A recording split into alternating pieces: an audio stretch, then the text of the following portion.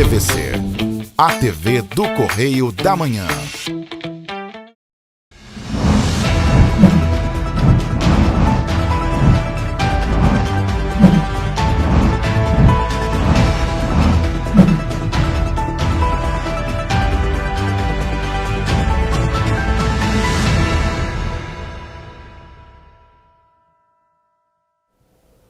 Olá, sejam bem-vindos ao Correio da Manhã na TV. Muito obrigado pela sua presença, sua audiência. Hoje, sábado, começa o nosso resumo da semana. Olá, Roberta. Olá, Jorge. Olá para você que nos acompanha e faça parte também do nosso jornal. Mas como? Mandando sua sugestão de reportagem, sua reclamação, sua denúncia para os nossos canais de comunicação com você, nosso telespectador. tvccorreiodamanhã@gmail.com é o nosso e-mail e o nosso WhatsApp, que é a forma mais simples, né? Se você mandar vídeo para cá, foto, mensagem, texto, voz, o nosso WhatsApp é DDD 24 99839 8384. Exatamente. Tem as nossas redes sociais para você ficar muito bem informado. Siga a gente por lá e, é claro, por ali você vai ficar atualizado das informações do dia, porque toda hora tem uma atualização nova, né? Tem uma informação nova chegando, não é isso? Exatamente. Então, fica de olho lá. Vamos então às notícias deste sábado, dia 5 de novembro. Governo federal finaliza pagamento do auxílio para gratuidade do transporte público de idosos a estados e municípios. Estado do Rio de Janeiro segue avançando na geração de empregos formais. Mamógrafo móvel fecha outubro rosa com cerca de 1.700 atendimentos. Número de empreendedores cresce no Brasil, mas muitos não regularizam os negócios. 85% das pessoas obesas já sofreram gordofobia no Brasil. Estado do Rio de Janeiro segue avançando na geração de empregos formais.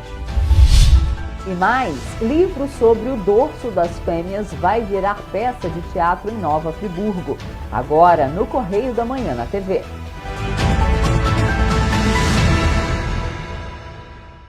Começamos a nossa edição com os destaques do nosso jornal. Vamos dar uma olhada no que permeou as páginas do nosso Correio da Manhã durante a semana.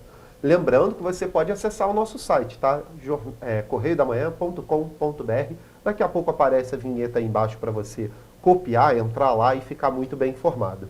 Vamos ao primeiro destaque. Lá na coluna do Magna Vita, nessa semana, foi o zum zum zum para Lula. Abre aspas, é preciso retomar o diálogo com o Legislativo e Judiciário, sem tentativas de exorbitar, intervir, controlar, cooptar, mas buscando construir a conveniência harmoniosa e republicana entre os três poderes. A normalidade democrática está consagrada na Constituição.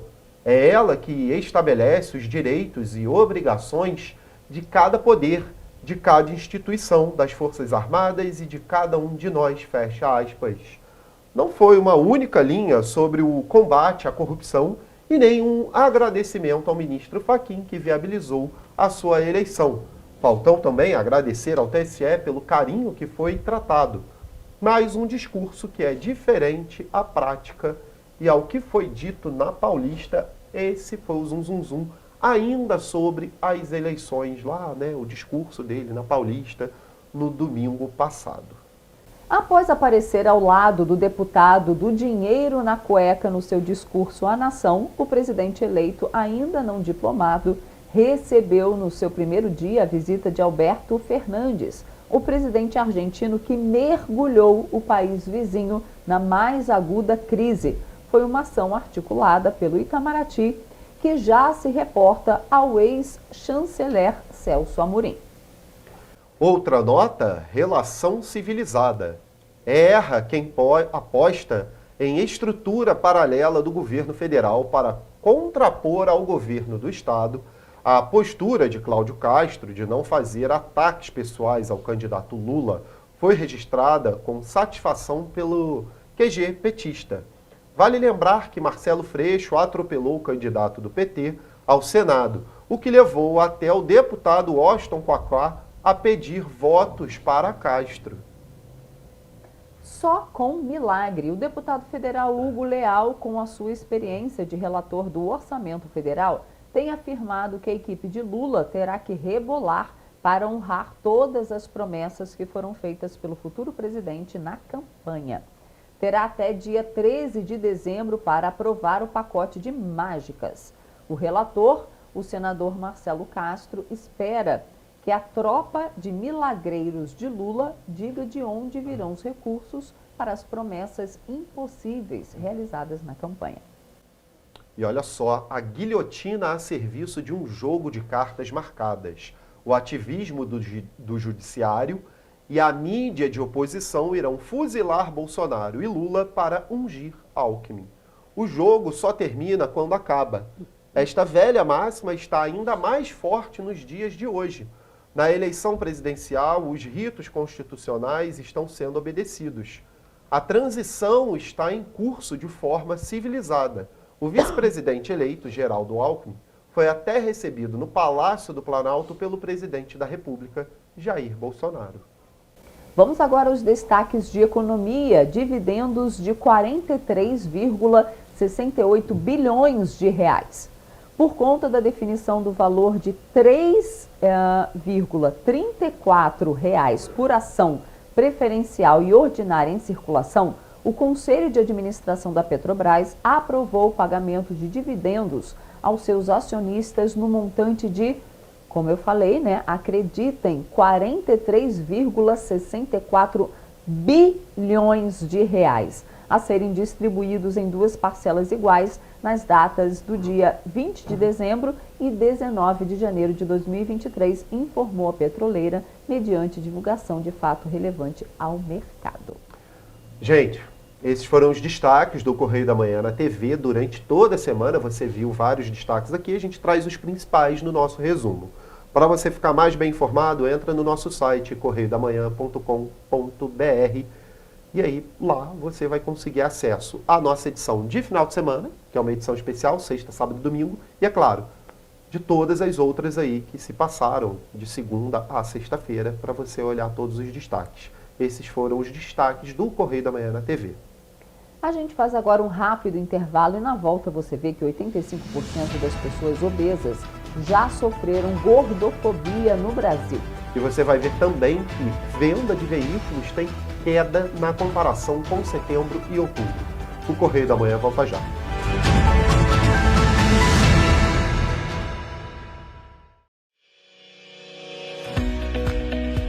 Olá, amigo e amiga!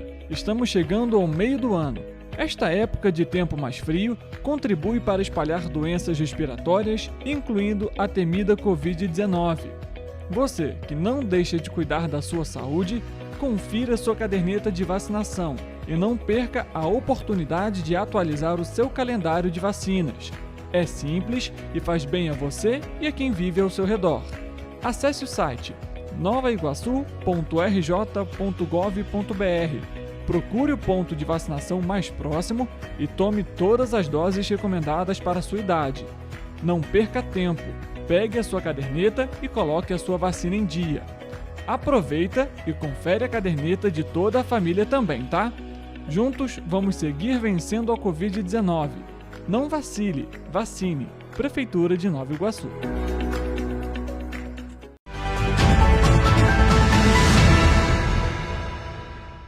Estamos de volta. O estado do Rio segue avançando na geração de empregos formais. Só em setembro foram gerados cerca de 15.382 postos de trabalho com carteira assinada. Os dados são do novo Cadastro Geral de Empregados e Desempregados. O estado do Rio de Janeiro manteve resultado positivo na geração de empregos em setembro, com a criação de 15.382 postos de trabalho com carteira assinada. Nos últimos 12 meses, o saldo do estado é de 220.312 empregos criados, segundo dados do novo Cadastro Geral de Empregados e Desempregados. Em contrapartida, em Petrópolis, os moradores reclamam da falta de oportunidade. Muito difícil, sempre foi. Em setembro, o Rio de Janeiro foi o município que mais Goiás criou empregos formais com 7.711 registros, seguido de Duque de Caxias com 1.056. Niterói, que ficou com 904 novos empregos, Macaé criou 736 novas vagas e Angra dos Reis, que gerou 480 novos postos de trabalho. Entre os setores de atividade econômica, serviços e construção foram os que mais impulsionaram as contratações. Juntos, foram responsáveis pela criação de 10.252 empregos. O comércio e a indústria também apresentaram resultados positivos e criaram, respectivamente,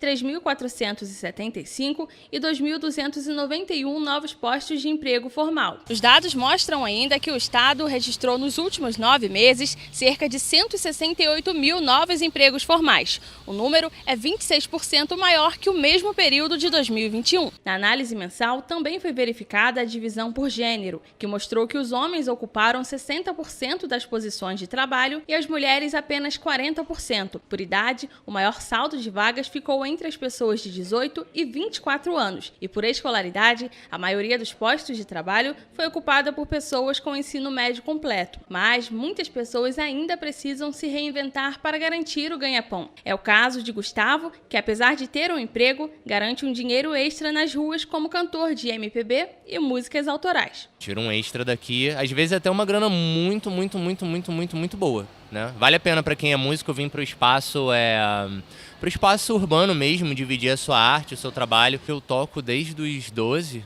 e eu gosto de música e a rua me acolheu desde 2020. Se eu não me engano, já estou há 2 anos fazendo isso e eu gosto muito. Outros gostam de ser independente e gerar o próprio salário. É o caso de Felipe, que há mais de 20 anos trabalha como artista de rua em Petrópolis. Conta que veio do Espírito Santo e nunca mais foi embora da cidade. Eu faço evento particular, faço show de mágica, stand-up, palhaço, faço hipnose, um monte de coisa.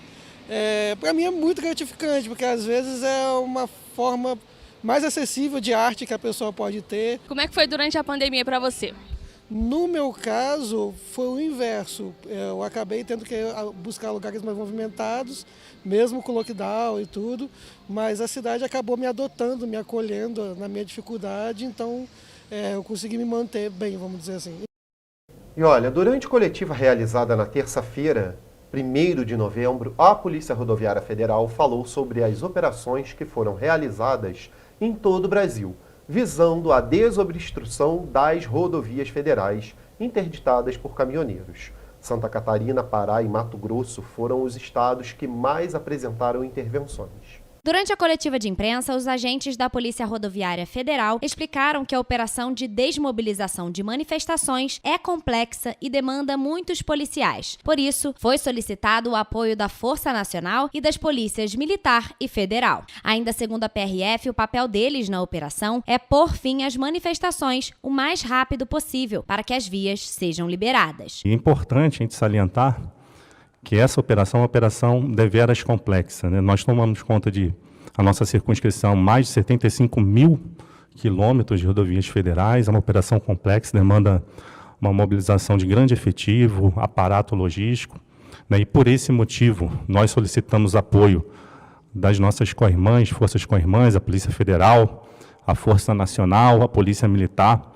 Então, nós estamos nessa operação sinérgica, de forma a restabelecer a ordem o quanto antes, liberar o trânsito nas rodovias e resolver o mais rápido possível para garantir o direito de ir e vir dos cidadãos e o escoamento de mercadorias e pessoas nas rodovias federais. A primeira interdição foi feita no dia 30 de outubro, às 9h15 da noite, no estado do Mato Grosso do Sul. 4 horas depois, já eram 134 interdições pelo Brasil. Na noite de segunda-feira, o número quase dobrou e saltou para 290 pontos impedidos nas rodovias. À meia-noite, a situação era ainda mais complicada, com 421 interdições, momento em que foi registrado o ápice das paralisações. Por volta das 11h30 da da manhã desta terça-feira, horário em que foi realizada a coletiva de imprensa, havia 267 manifestações em andamento. A partir das 23 horas de ontem, a gente não tem mais nenhum aumento de pontos de interdição, apenas redução. Segundo os policiais, a quantidade de multas aplicadas e possíveis prisões só vão ser divulgadas ao final das manifestações para que os dados de todo o Brasil possam ser computados. De acordo com a PRF, as placas dos veículos que participaram das interdições foram fotografadas e as lideranças responsáveis pela organização das obstruções já foram identificadas. Nós temos estados com dimensões de um país, como é o caso do Pará, como é o caso de Minas, Mato Grosso. Então, esses estados, na realidade, eles têm uma dificuldade um pouco maior do que outros para que a gente alcance esses pontos de interdição com energia, né? Então, nós tivemos uma movimentação de pessoal para os estados com maior concentração de interdições, ali na região sul, Mato Grosso do Sul, Pará. A Polícia Rodoviária Federal, por meio do Serviço de Inteligência, informou que já sabia da possibilidade de interdições nas rodovias após as eleições e, por isso, já estava preparada para a operação. Os trabalhos de mobilização começaram no domingo para que as manifestações fossem desmobilizadas. Foram definidos ainda protocolos envolvendo medidas administrativas, como a aplicação de multas que podem variar de R$ 5.000 para quem participa das obstruções a R$ 17.000 para aqueles que organizam a interdição. Após o pleito, nós sim trabalhávamos com vários cenários, independente de quem vencesse as eleições. As instituições de segurança têm que sempre pensar, né, em todas as alternativas, em tudo, buscar se antecipar o máximo possível. Então, nós trabalhamos aí com vários cenários e, assim, o fato é que a crise escalou muito rápido, né?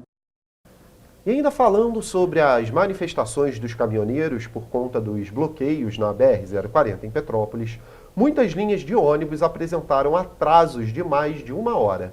O trânsito por toda a cidade ficou muito congestionado. E para quem depende do transporte público, não houve outra alternativa a não ser esperar.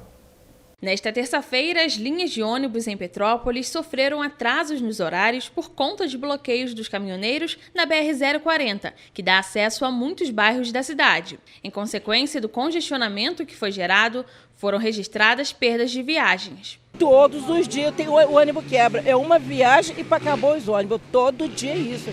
Hoje foi um dia, eu tenho que vir a pé de lá de cima até cá embaixo a pé. Uma ladeira horrível, Luiz Pellegrini. Eu acho que na hora do prefeito tomar uma posição sobre isso. Segundo o Cetranspetro, os ônibus que fazem as linhas Terminal Bingen, Itaipava e Correias foram os principais afetados, com atrasos de mais de 1 hora por conta de bloqueios nos trechos de Araras e Itaipava. Para o passageiro, não restou outra alternativa a não ser esperar. É uma porcaria, fica lá, ó. Aí fica aqui, nós passamos 1 hora aqui, quando chega 2, 3. Aí um sai, quando chega no transbordo, ele espera o outro para chegar tudo junto. Isso é uma palhaçada, rapaz. Tem que encher o olho e vai embora, chegou o outro. A morte de Deus, né? O pessoal precisa trabalhar, tem que resolver seus problemas no trabalho, chega atrasado por causa deles.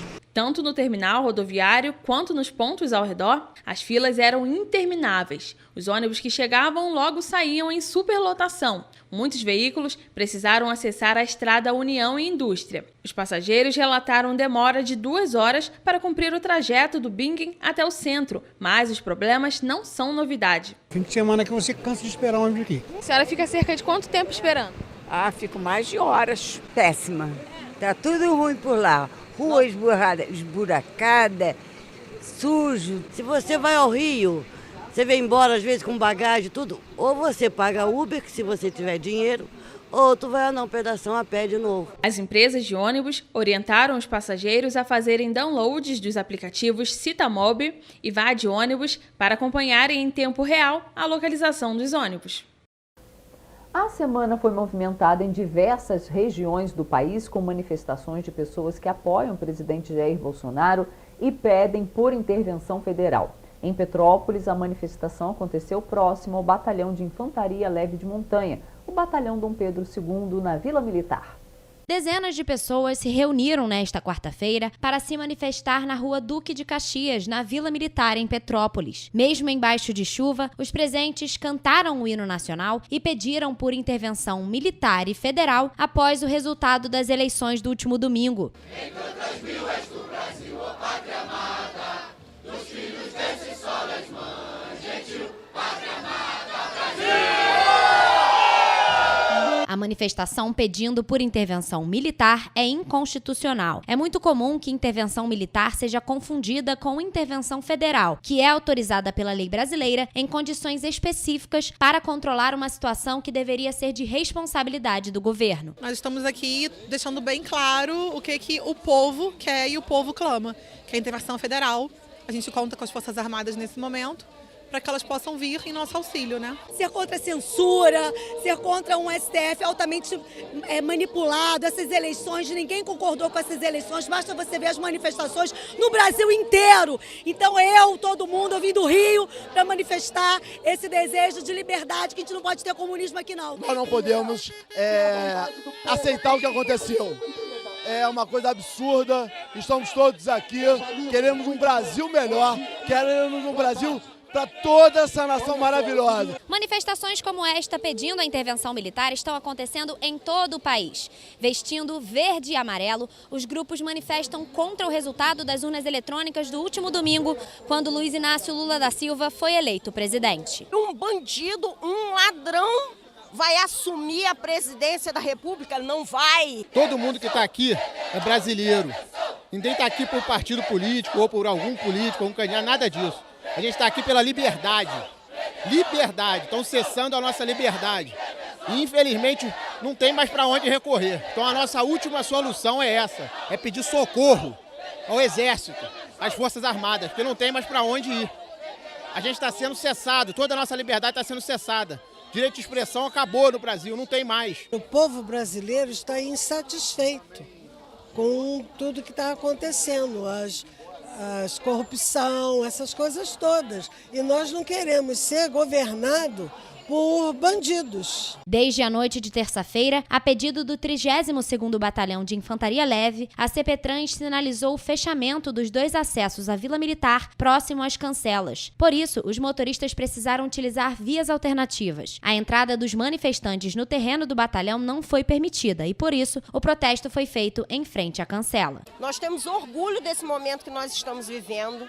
É o melhor momento que o país está vivendo, de nós colocarmos o nosso coração para fora, para todo mundo ver os nossos desejos. Nós queremos liberdade, nós queremos justiça, que a justiça seja feita. Brasileiro de verdade, que honra a tua pátria, honra a tua bandeira, vem aqui independente de sol ou chuva, e não podemos aceitar mudar a cor da nossa bandeira, tomar nossa liberdade, roubar nossas famílias, invadir nossas casas. Eu sou brasileiro. Na BR-040, todos os pontos que estavam bloqueados pela paralisação dos caminhoneiros, que havia começado na madrugada da última segunda-feira, já estão liberados de acordo com a Concer. O quilômetro 793 em Juiz de Fora, o único que ainda estava fechado, foi liberado em ambos os sentidos por volta das 8h40 da manhã desta quarta-feira.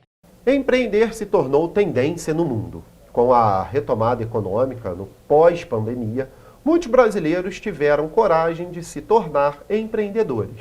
Mas a maior parte deles não regularizou os seus negócios, o que pode prejudicar a empresa futuramente. Entendo por quê na reportagem de Rafaela Cordeiro. O tema empreendedorismo já está no cotidiano dos brasileiros. Entre adultos e jovens, a iniciativa é normalmente tomada por aqueles que sonham com uma maior satisfação profissional. De acordo com os recentes levantamentos feitos pelo Sebrae e pelo próprio governo federal, o empreendedorismo no Brasil vem crescendo muito nos últimos anos, impulsionados pela retomada econômica pós-pandemia, quando muitos ficaram desempregados e tiveram coragem de empreender. Mas apesar do crescimento, a maior parte desses empreendedores não regularizaram seus negócios para exercer a função, o que pode ser prejudicial para o próprio dono e os empregados da empresa futuramente. Pode ter acontecido das pessoas empreenderem de forma informal, sem necessariamente formalizar um negócio. Então, como era um momento de crise, onde as pessoas de incerteza não sabiam o que aconteceria, elas podem começar uma atividade, mas não necessariamente formalizar, montar uma empresa, criar um CNPJ, gerar impostos, obrigações que uma empresa tem. Então, porque os números mostram uma constante na abertura de empresas, que dá uma média de 4.000 empresas, microempreendedoras individuais em Petrópolis. De acordo com o Sebrae, regularizar o seu negócio como microempreendedor é fundamental porque não apenas garante menos tributação nos impostos e maior confiança nos clientes, mas também permite que exista controle mais otimizado das finanças, mais garantias sobre o trabalho e melhor aproveitamento de oportunidades. Formalizar uma atividade é extremamente importante porque abre portas, né? Você pode comprar com o CNPJ, comprar mais barato, pode vender para outros negócios, você vai estar pagando seus impostos, que pode ser um benefício para você, que dentro dos impostos do microempreendedor individual, você contribui para o INSS, que futuramente, numa necessidade, você pode usufruir desse benefício, a partir do momento que você se torna um segurado do INSS. Então, estar formalizado, estar na formalidade traz muito mais benefício do que não estar, né? Você pode comprar com CNPJ, vende com CNPJ. Então, você aumenta a sua rede de possibilidades de comercializar e de prestar serviço. Segundo dados do Portal do Empreendedor, aproximadamente 3.360.000 novas empresas foram abertas em 2022, somadas aos quase 20 milhões de negócios que estão em funcionamento no Brasil. E apesar de os dados de 2021 e 2022 ainda não terem sido computados, o portal aponta que o ano de 2023 vai trazer desafios econômicos, principalmente se levarmos em conta que neste ano o Brasil passa por mais uma eleição, o que também interfere na economia. Mesmo com esse forte crescimento, o Brasil ocupa a posição da 6ª maior proporção da população adulta que não é empreendedora, mas pretende abrir um negócio nos próximos 3 anos. O ranking é liderado por Angola, com uma taxa de empreendedorismo potencial de 83%, seguido por Cazaquistão, com 59%, e pelo Kuwait, com 58%. A gente entende que muitas pessoas enxergam uma oportunidade, começam a trabalhar, depois elas pensam em como se formalizar, né? Às vezes formaliza, o negócio começa a crescer e só depois elas vão buscar essa formalidade. Muitas vezes isso acontece de uma forma externa. O próprio mercado exige que ela se formalize. Então, não necessariamente ela está se formalizando porque ela deseja, mas porque o mercado pede. A venda de veículos leves e pesados fechou outubro com queda de 6,7% na comparação com setembro.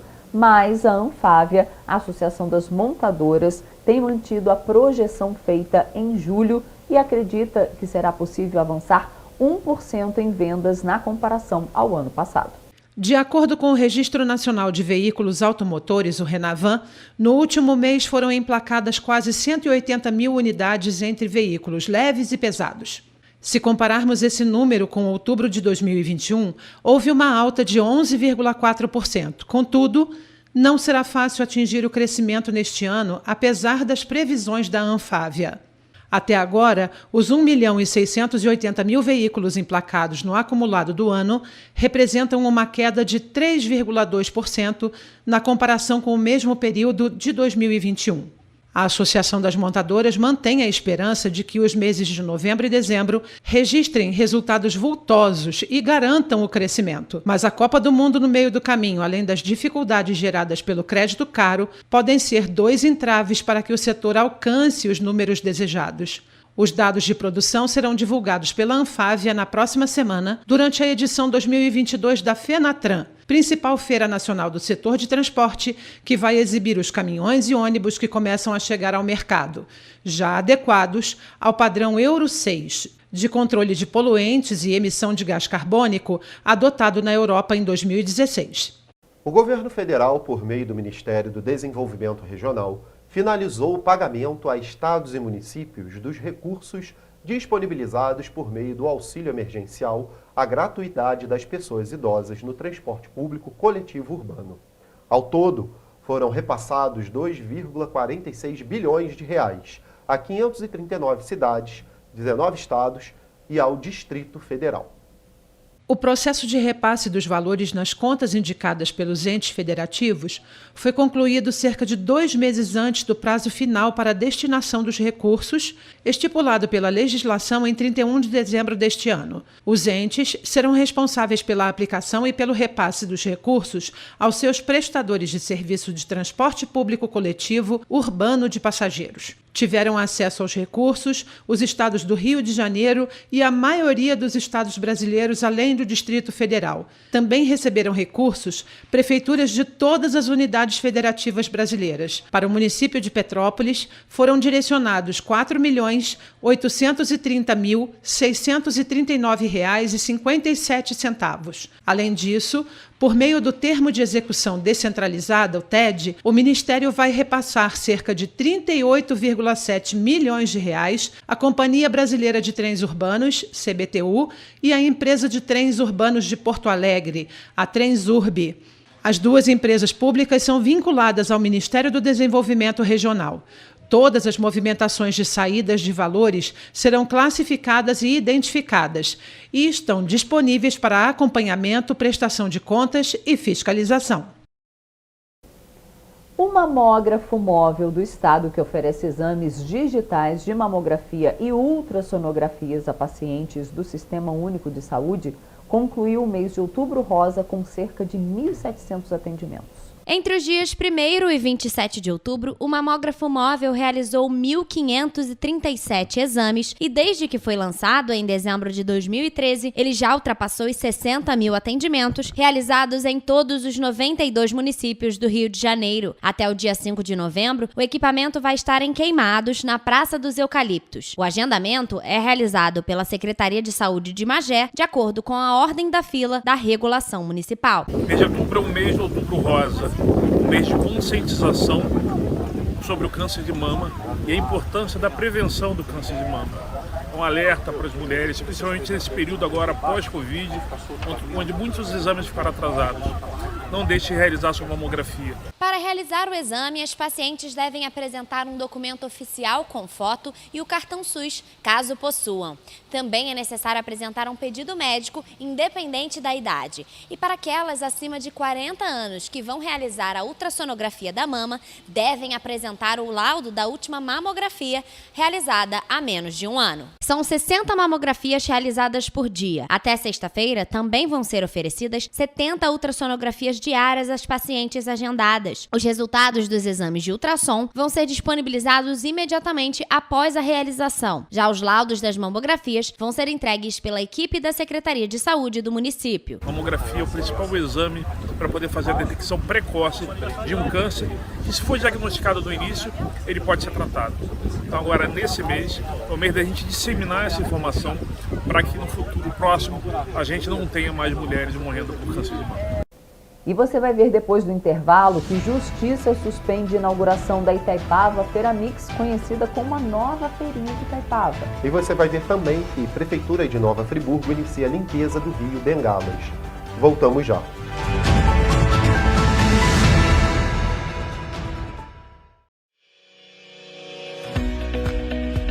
Olá, amigo e amiga! Estamos chegando ao meio do ano. Esta época de tempo mais frio contribui para espalhar doenças respiratórias, incluindo a temida Covid-19. Você que não deixa de cuidar da sua saúde, confira sua caderneta de vacinação e não perca a oportunidade de atualizar o seu calendário de vacinas. É simples e faz bem a você e a quem vive ao seu redor. Acesse o site novaiguaçu.rj.gov.br. Procure o ponto de vacinação mais próximo e tome todas as doses recomendadas para a sua idade. Não perca tempo, pegue a sua caderneta e coloque a sua vacina em dia. Aproveita e confere a caderneta de toda a família também, tá? Juntos vamos seguir vencendo a Covid-19. Não vacile, vacine. Prefeitura de Nova Iguaçu.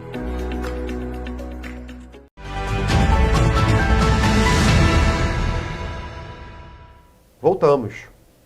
Com o avanço dos aplicativos bancários e do número de dados disponíveis nos smartphones, a preocupação das pessoas envolve os riscos de ter informações e senhas valiosas nas mãos dos bandidos. Segundo dados do Instituto de Segurança Pública do Estado, entre janeiro e setembro de 2022, foram registrados 1.782 casos de estelionato em Petrópolis.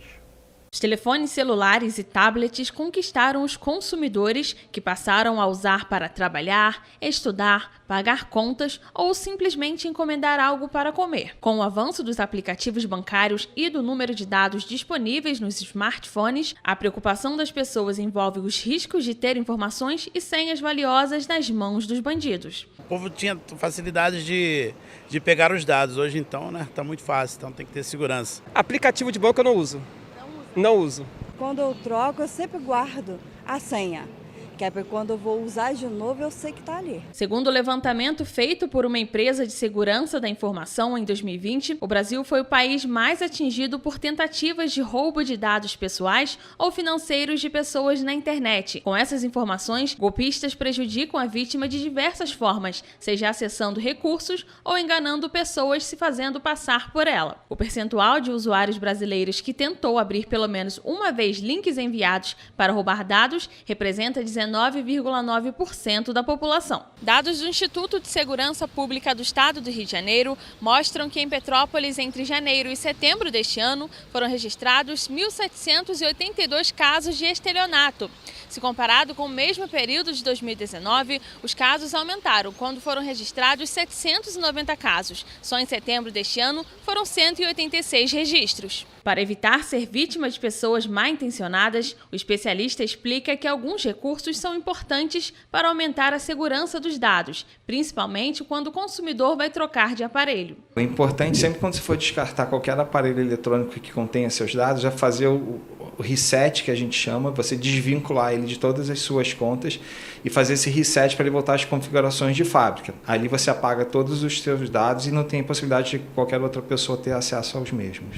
Mas, para quem já teve informações vazadas, o advogado explica qual a primeira medida que deve ser tomada. A primeira providência é entrar em contato com a ANPD, que é a Agência Nacional de Proteção de Dados, para registrar o ocorrido e tentar entrar em contato com as últimas empresas onde ele tenha feito algum tipo de transação para tentar identificar de onde houve o vazamento. O Centro de Estudos, Respostas e Tratamento de Incidentes de Segurança no Brasil disponibilizou no site uma publicação com dicas práticas e sugestões quanto ao que se deve levar em conta na hora de comprar, usar, revender ou descartar os dispositivos móveis usados. Uma das dicas é que os usuários só baixem aplicativos de lojas oficiais. Além disso, é recomendável bloquear o acesso ao celular ou tablet com uma senha forte, evitar fazer transações financeiras ou acessar aplicativos de banco usando redes Wi-Fi públicas. A planilha está disponível para download no site cartilha.cert.br. Você sabe o que é gordofobia? É a aversão à gordura e às pessoas que estão acima do peso, fazendo com que elas se sintam inferiores aos outros. A discriminação leva à exclusão social e nega a acessibilidade à pessoa gorda. Apesar de ser considerada uma ofensa grave, não está prevista no Código Penal brasileiro. E de acordo com a Associação Brasileira para o Estudo da Obesidade e da Síndrome Metabólica, 85% das pessoas obesas já sofreram algum tipo de preconceito. Confira na reportagem. Por todo o Brasil, aproximadamente 55,4% da população tem excesso de peso, revela a pesquisa realizada pela Associação Brasileira para o Estudo da Obesidade e da Síndrome Metabólica. A Organização Mundial de Saúde afirma que a estimativa é de que em 2025, mais de 2 bilhões de pessoas adultas ao redor do mundo estejam acima do peso. Apesar de boa parte da população brasileira ter uma gordurinha a mais no corpo, os preconceitos e aversões às pessoas que estão acima do peso têm ganhado notoriedade pelo país. Tratar mal, desmerecer ou fazer a pessoa acima do peso se sentir inferiorizada são só algumas das características da gordofobia. A partir do momento que você começa a diagnosticar, em que as pessoas começam a falar, não é porque aumentou, só estamos falando mais. E hoje já existe o dia, 10 de setembro, que é o dia da luta contra a gordofobia. Então, Sempre existiu o corpo gordo? Sempre existiu o preconceito, a discriminação? Sim, sempre existiu. Só que agora a gente está falando mais, que isso é errado, que isso magoa, que isso fere, que isso humilha, que isso impede que a pessoa tenha acesso a condições melhores de trabalho, que isso, inclusive, demanda um processo judicial. O preconceito contra pessoas gordas, a gordofobia, não existe no Código Penal brasileiro. Logo, não é considerado crime, mas todo aquele que pratica qualquer ato de ofensa pode ser enquadrado como injúria. E o judiciário, ele tem que enfrentar. A partir do momento que a questão chega para ele não pode nem dizer que isso não tem previsão legal. Ele tem que dar uma solução, nem que seja por analogia, usando a legislação que existe, né? Só no estado do Rio de Janeiro, 43,2% da população adulta é obesa. No dia 10 de setembro é considerado o Dia Mundial contra a Gordofobia. A data não é utilizada para celebrar, mas sim relembra a importância de lutar contra o preconceito. A ditadura do corpo magro, do corpo ideal, ainda existe, mais sobre as mulheres do que sobre os homens, mas ambos sofrem a mesma coisa, e as crianças, os adolescentes principalmente. Como sofre o adolescente que não tem aquele corpo padrão? Tudo isso gera muita angústia, muito sofrimento, e a gente precisa falar sobre isso. Com a popularização da internet e das redes sociais, os comentários preconceituosos se tornaram ainda mais comuns, principalmente quando podem ser feitos de forma anônima. Quando a pessoa viu que fez alguma coisa errada numa rede social, ele vai lá e apaga, né? E se você leva aquilo para fazer essa ata notarial, você tem a prova ali que aquilo foi feito. Ainda que a pessoa tenha destruído, apagado aquela prova. Procure ajuda se você, tanto para aceitar o corpo como ele é, caso você seja saudável e só queira aceitar esse corpo e se sentir mais livre para viver com ele, ou se você tem problema de saúde com relação a esse corpo, mas não consegue tratar por alguma razão, procurar ajuda também. E se você é gordofóbico e tem um problema com relação ao corpo do outro, você também precisa de ajuda. Por que o outro te incomoda tanto? Não é? Por que isso é uma questão para você? Você precisa pensar sobre isso. O juiz Jorge Luiz Martins, da 4ª Vara Civil de Petrópolis, proferiu uma decisão ordenando a suspensão das atividades relacionadas à inauguração do empreendimento Itaipava Feira Mix, conhecido como a Nova Feirinha de Itaipava. Em 2019, a obra havia sido embargada e o pedido de licenciamento foi indeferido por não estar de acordo com a legislação municipal. Em 2020, ela foi desembargada pela Prefeitura. A decisão da 4ª Vara Civil atende a um pedido feito pelo Ministério Público do Rio de Janeiro através da promotora Zilda Januzzi. Na decisão, o magistrado aponta preocupação com a inauguração do espaço que estaria prevista para esta semana. A decisão aponta ainda a indiferença de 3 governos municipais que não tomaram decisões concretas em relação às obras que estariam sendo realizadas no local. É citado também que o projeto não aponta a previsão dos possíveis impactos que o empreendimento causaria no trânsito de Itaipava, que já é motivo de reclamação. Segundo a determinação, o proprietário ainda não tem autorização para iniciar as atividades no local e, caso essa decisão seja descumprida, a multa aplicada será de R$500 mil. Mas, apesar desta decisão, o proprietário se manifestou, informando que tem todos os documentos necessários para operar. Nós temos todas as documentações e nós vamos apresentar, através do nosso corpo jurídico, já está trabalhando na nossa defesa, e acredito que em 2 dias isso já estará resolvido. A Prefeitura deve ter sido acionada também e também vai apresentar também, provavelmente, as documentações que eles estão solicitando. Nós temos o habite, nós temos o alvará, nós temos o estacionamento para mais de 40 vagas, então assim, não existia essa necessidade. Já nesta terça-feira, a Secretaria de Obras cumpriu uma decisão da Justiça de isolamento da área com a colocação de tapumes. A Polícia Militar também cumpriu outra decisão da Justiça e já enviou uma viatura para ficar no local em monitoramento até esta quarta-feira. A previsão é que o estabelecimento abra 247 boxes de loja. Rafaela Cordeiro, de volta ao estúdio. Criada em fevereiro, a Comissão Especial de Finanças, Infraestrutura e Retomada Econômica da Câmara Municipal de Petrópolis aprovou o relatório apresentado sobre as chuvas do início deste ano. Após as chuvas de fevereiro, a Câmara Municipal de Petrópolis montou uma comissão especial de finanças com o objetivo de acompanhar as ações adotadas pela Prefeitura de Petrópolis para a retomada da cidade. O documento, com quase 500 páginas, foi aprovado e vai ser apresentado em audiência pública no dia 16 de novembro na Câmara. A aprovação foi realizada na última quarta-feira em reunião com os participantes da comissão. Só vai saber o que a gente vai fazer depois de feito. Liquida, a gente aguarda agora a leitura do relatório no dia 16, na audiência pública. Vai ser um relatório muito mais propositivo, preocupado justamente com a proximidade dessas chuvas que vem do nosso verão agora de 2023.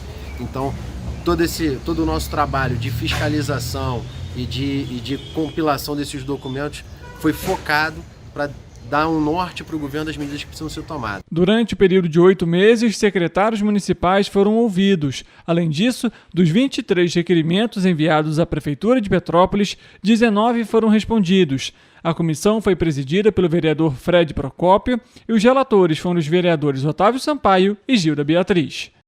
Com o fim do ano, Petrópolis se prepara para uma das comemorações mais importantes do município, o Natal Imperial.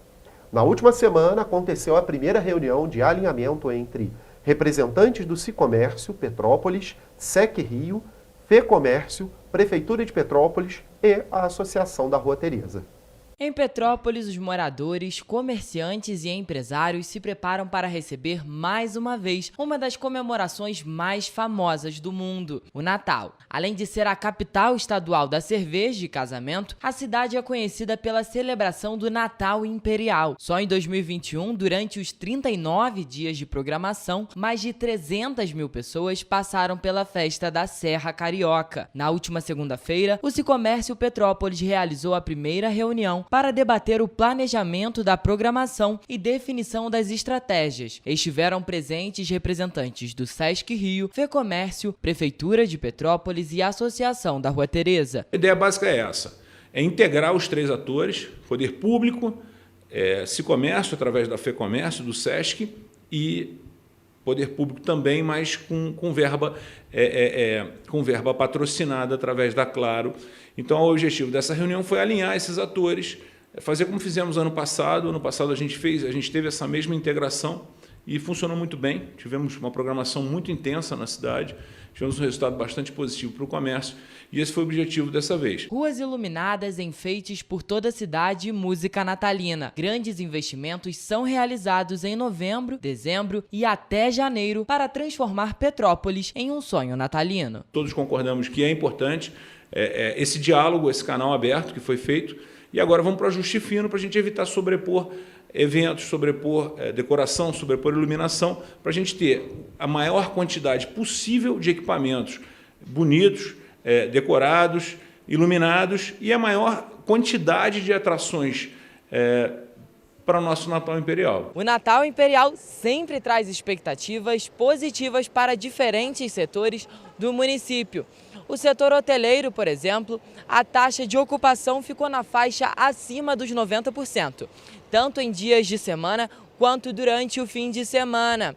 As mais de 300 atrações durante toda a celebração auxiliam a movimentar visitantes e turistas pelos 5 distritos do município, o que acaba movimentando a economia local. A pessoa permanecendo na cidade, ela consome um pouco de tudo. Isso faz a nossa engrenagem girar e melhora a cidade, melhora a empregabilidade, enfim, todos os números acabam sendo mais positivos. Para os petropolitanos, eventos como o Natal, principalmente neste ano, são sinônimo de esperança, já que grande parte da cidade foi afetada pelas chuvas de fevereiro e março. A gente precisa mostrar, a gente precisa fazer com que as pessoas saibam que a gente está de pé, que a cidade sobreviveu a esse evento desastroso, mas enfim, a vida que segue, né? A gente precisa fazer com que as pessoas voltem a frequentar para a gente poder, o petropolitano, poder ter emprego, poder ter seus negócios funcionando.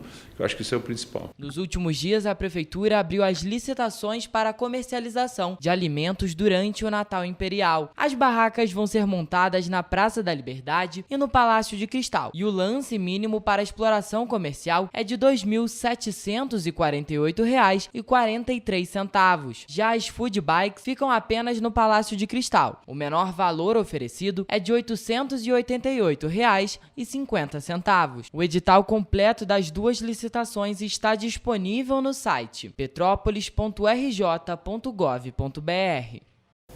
Foram iniciadas as ações de limpeza do Rio Bengalas em Nova Friburgo. O trabalho está sendo realizado pela Prefeitura com alinhamento e autorização do Instituto Estadual do Ambiente. O serviço começou a ser executado em Conselheiro Paulino, no trecho próximo ao Colégio Estadual Feliciano Costa, em Nova Friburgo. A limpeza do Rio Bengalas é de fundamental importância para reduzir os riscos de transbordamento durante o período de fortes chuvas. A ação também está sendo realizada em Varginha e deve avançar para outros pontos da cidade. Na última quarta-feira, o setor de Vigilância em Saúde Ambiental Zoonoses de Paraíba do Sul realizou uma palestra para os estudantes da EJA itinerante na Escola Municipal Vereador Antônio Ignácio Coelho, em Cebolas. O objetivo da ação promovida pela Secretaria de Educação de Paraíba do Sul é levar conhecimento e sensibilizar os estudantes sobre os devidos cuidados para evitar doenças como a dengue, zika, chikungunya, febre amarela e febre maculosa. Ministrada pelo coordenador de Vigilância em Saúde Ambiental, Marcos Matias, e pelos agentes de combate a endemias, João Caratiero, Wallace Januário e Bartolomeu Romão, a iniciativa falou também do perigo de acidentes com animais peçonhentos, mostrando a importância de manter os locais limpos e livres de entulho. Para quem gosta de musical, já pode se programar, porque vai ter início neste fim de semana o espetáculo Lampião em Lamparina de Areia, no Rio de Janeiro. Mas a programação não para por aí.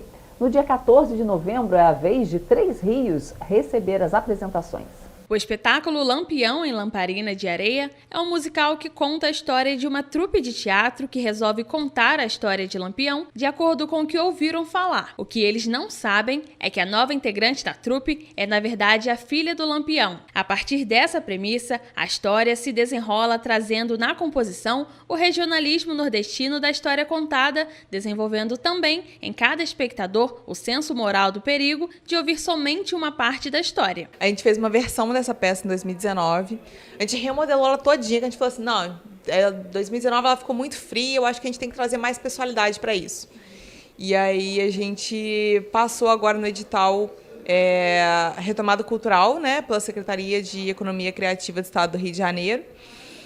E aí a gente conseguiu essa verba para fazer, falou assim, não, vamos remontar tudo, vamos mudar figurino, mudar cenário. Atualmente o espetáculo está em fase final de montagem para ser apresentado em 3 rios no Teatro Celso Peçanha e no Rio de Janeiro nos teatros Guinol, Tijuca e Gonzaguinha. O espetáculo vai ser adaptado tanto para o palco quanto para a rua e conta com uma equipe de profissionais formada por artistas do interior, valorizando a cultura local. O musical visa a diversidade, por isso 80% do elenco é formado por negros, 70% por homossexuais e 60% moradores da periferia.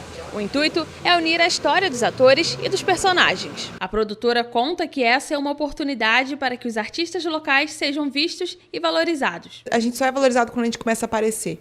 A gente está procurando por conta própria para que assim a gente consiga a valorização de uma forma melhor, né? O Novembro Azul é uma campanha de conscientização realizada por entidades de saúde ao longo de todo o mês de novembro, para conscientização a respeito de doenças masculinas, com foco na prevenção e no diagnóstico precoce do câncer de próstata.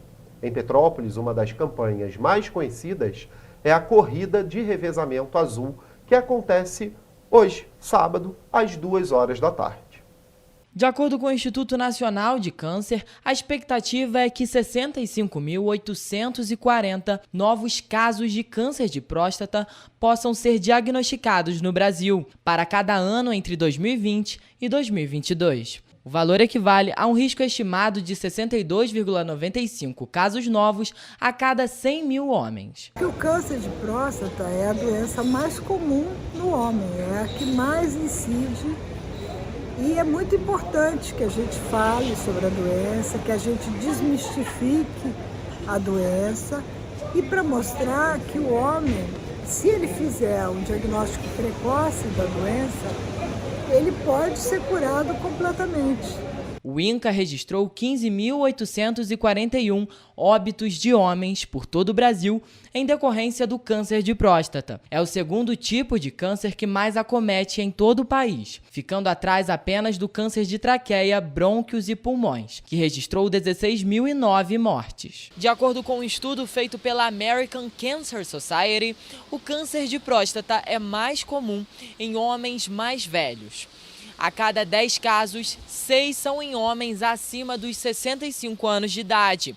Além disso, o estudo ainda revela que a cada 41 homens, um morrerá de câncer de próstata. Em Petrópolis, o Centro de Terapia Oncológica promove diversos eventos em prol do Novembro Azul, mês designado para falar sobre o câncer de próstata. No próximo sábado, às 2h da tarde, acontecerá a corrida Revezamento Azul, com grupos mistos de 4 ou 8 pessoas, numa disputa cuja equipe vencedora será aquela com mais quilômetros percorrer, dentro de um período de tempo determinado. Temos um médico maravilhoso, o Dr. Ricardo Blanc, que é o nosso patrono, né? O nosso padrinho da campanha e que vai estar também nessa corrida. Eu queria convidar todos, petropolitanos ou não, a participarem neste sábado, dia 5, às 14 horas, o Revezamento Azul, concentração na Catedral. Os ingressos para participar estão no site revezamentoazul.com.br e custam R$ 100 por atleta. Idosos, estudantes e professores têm desconto e pagam R$ 50. No site também é possível conferir o regulamento para a competição. Por meio da Secretaria de Estado Cultural, a Companhia Arteira vai realizar um espetáculo baseado no livro Sobre o Dorso das Fêmeas. A direção vai ser de Renato Carreira. Já são 3 meses de preparação. A Companhia Arteira de Nova Friburgo vai realizar em novembro a apresentação baseada no livro da autora Eliana França Sobre o Dorso das Fêmeas.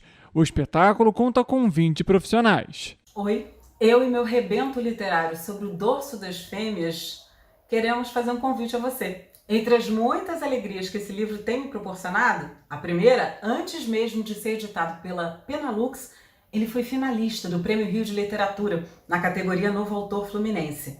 E agora vai virar peça de teatro, pelas mãos da maravilhosa Companhia Arteira de Nova Friburgo. E olha que alegria e que honra, a direção é do incrível Renato Carreira. Eu sou suspeita para falar. Esse é meu primeiro livro de contos individual. O espetáculo engloba artistas de Nova Friburgo e outras regiões do estado. O trabalho deve ser apresentado em espaços que tornem possível o acesso do público em cidades que não há teatro. A direção é de Renato Carreira. Oi, eu sou Renato Carreira, diretor do espetáculo Dorso. Eu estou aqui para convidar você para assistir a nossa estreia no dia 25 de novembro, na sede da Companhia Arteira, aí em Friburgo. Vem assistir e vem pensar um pouco sobre a mulher contemporânea no Brasil. Estamos te aguardando. Na peça Dorso, o público é convidado a interagir com a intimidade, forças e alegrias femininas e abordam questões do dia a dia, como o envelhecimento, casamento, amizade e amor. Olá, eu sou Gabriela Sami e assino a direção musical do espetáculo Dorso. Tem sido uma alegria imensa para mim fazer parte desse processo, junto com o diretor Renato Carreira, fazendo um lindo trabalho e os incríveis atores da Companhia Arteira. Acessar essas emoções, trazer essas sonoridades que tocam em questões tão profundamente femininas, nos fazem passar por várias emoções que vão desde uma extrema delicadeza, às vezes uma melancolia ou profunda tristeza, ou outras vezes uma grande força e até ironia. Eu espero que todos vocês possam se emocionar com esse espetáculo. Este ano, o Colégio Estadual Dom Pedro II comemora 100 anos de existência em Petrópolis. Para celebrar, a instituição preparou um baile e programações internas para marcar a data no município. Para comemorar o centenário da instituição em Petrópolis, desde o dia 11 de outubro, têm sido realizadas celebrações no Colégio Estadual Dom Pedro II. A escola, batizada com o nome do imperador do município serrano, agora se prepara para receber mais de 1.000 pessoas para os próximos eventos. Vários empresários, políticos, autoridades passaram pelo CENIP. Dos mais simples aos mais bem-sucedidos, é emblemático a nossa passagem pelo CENIP. Então, o centenário marca toda essa trajetória da sociedade petropolitana, de uma certa forma, né? É muito importante que uma escola pública ela tenha tanta importância e relevância dentro de uma cidade, quando a gente tem falado tanto da importância das políticas públicas e das escolas públicas aí nas vivências de todas as pessoas. Entre os eventos realizados para celebrar o centenário do Colégio Estadual Dom Pedro II, mais conhecido como CENIP, está o baile de celebração, que vai ser realizado no Clube Petropolitano no dia 26 de novembro. Além de muita música e programação, o baile tem o objetivo de gerar interação entre os alunos e os formandos pela instituição. A gente entra na escola, vê que os alunos estão ávidos por conhecimento, né? Então a gente é referência, de uma certa forma, para os alunos atuais. E essa sinergia entre ex-alunos e alunos é uma coisa maravilhosa, bacana.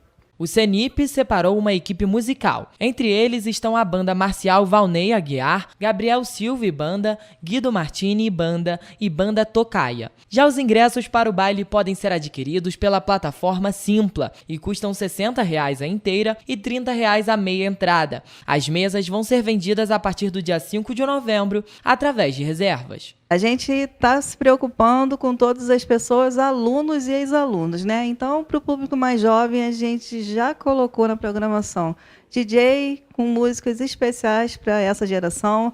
Temos a participação de live paint do Rodrigo Santana CB, que é um grande grafiteiro da cidade. Vamos ter Marcelo Cruz fazendo lá uma oficina de passinhos que eu também quero participar. Com Passinhos da Serra e grande programação para todas as idades, além do memorial que está sendo construído para ser exibido lá pelos próprios alunos da escola. Além do baile, para a comemoração ainda estão previstas gincanas com tarefas unindo alunos e ex-alunos, recreios culturais com participação dos antigos alunos artistas, Dia da Cultura Hip Hop, livro de ouro com mensagens dos apaixonados, sessões solenes, uma quadrilha fora de época e até concursos literários de poesias e crônicas com edição de livro. Isso é uma felicidade muito grande. A gente está começando as comemorações do centenário do CENIP agora, mas ele vai se transcorrer até o dia 26 de novembro do ano de 2023. Então, muitas coisas vão acontecer no ano que vem também. Para saber das atualizações da programação, assim como avisos sobre viradas de lotes e valores, basta acompanhar pelo Instagram, @centenariocenip. No Centro de Cultura Raul de Leone, em Petrópolis, acontece o espetáculo O Diário do Último Ato, hoje e amanhã. A partir desta sexta-feira, os petropolitanos vão poder vivenciar os últimos momentos da vida de Flor Bela Espanca, no espetáculo Diário do Último Ato, no Centro de Cultura Raul de Leone, em Petrópolis. A apresentação é realizada pela companhia Plumbea. A dramaturgia de Ronaldo Ventura é inspirada em cartas e diários da poeta, e a atriz Ana Cecília Reis promove um encontro íntimo com a plateia. Esse espetáculo, ele narra os últimos momentos da poeta portuguesa Flor Bela Espanca. Ele foi contemplado pela Bolsa Jovens Criadores de Portugal e também ganhou o prêmio Maestro Guerra Peixe de Cultura na categoria Teatro em 2019. Antes de chegar em Petrópolis, a apresentação passou por Macaé e Rio das Ostras. O objetivo do espetáculo é fazer o público sentir a intensidade vivida pela personagem, como artista e como mulher. É um espetáculo que está em circulação através do Retomada Cultural, que é um edital da Secretaria de Cultura do Rio de Janeiro. É muito gratificante estar realizando essa temporada E a Flor Bela Espanca, ela é uma poeta que merece ser sempre revivida e relembrada. A classificação é de 14 anos e os ingressos já estão disponíveis para serem retirados gratuitamente pela plataforma Simpla. Todas as apresentações acontecem às 7 horas da noite. É um espetáculo que, para quem a conhece, acaba sendo uma linda homenagem, e para quem não conhece, é uma forma de proporcionar uma experiência da vida dessa poeta, uma forma de começar a entendê-la melhor e a conhecer também um pouco da sua literatura. Gente, a gente vai ficando por aqui, mas segunda-feira a gente traz muita informação para você. De novo, às 7h30 da manhã, estaremos aqui com você. Ao vivo, e esperamos você. Tchau, tchau.